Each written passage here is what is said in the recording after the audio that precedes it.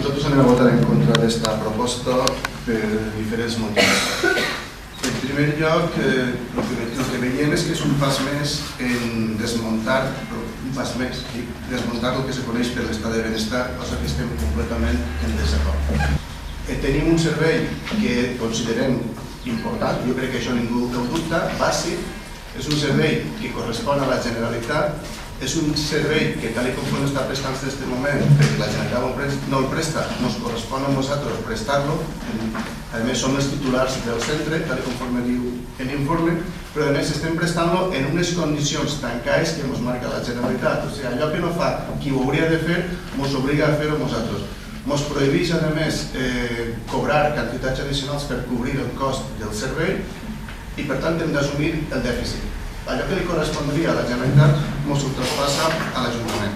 A més, estem fent-ho a partir d'una norma que no està clara.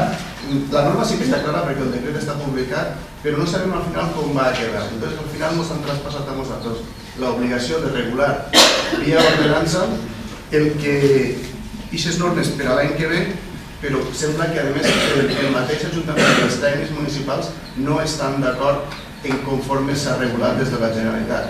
Tocaria haver fet una comissió informativa de benestar social per tractar aquest tema. Davant d'aquesta situació, que quasi es pot dir de semicaos, la veritat és que nosaltres no podem donar suport.